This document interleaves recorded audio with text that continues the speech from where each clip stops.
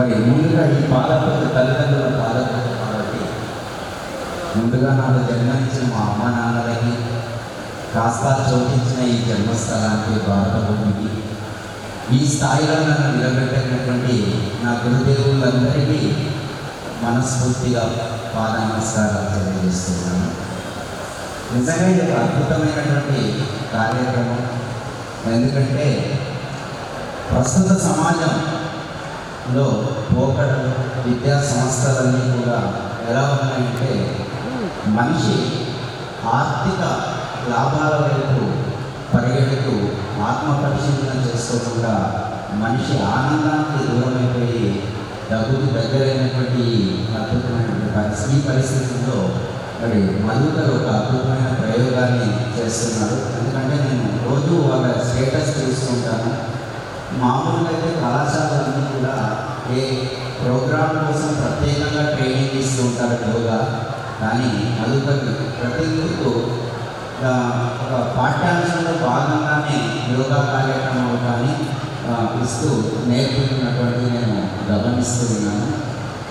ఎందుకంటే ఏ తల్లిదండ్రులైనా ఒక విద్యాలయంలో పిల్లల్ని చేర్పించినప్పుడు ఆ పిల్లలకి విలువలతో కూడినటువంటి నాణ్యమైన విద్య అందుతుందనేటువంటి నమ్మకం కలిగించాల్సినటువంటి అవసరం విద్యా సంస్థలకు ఉంది. నాకు తెలిసి సంకల్ప కళాశాలలో ఆ నమ్మకం ప్రతి తల్లిదండ్రులు కలిగిందని నేను భావిస్తూ ఉన్నాను.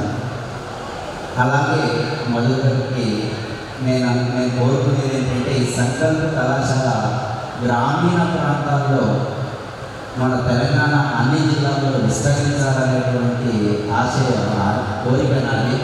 విస్తరించాలని కూడా మధుకర్ని అడుగుతున్నాను.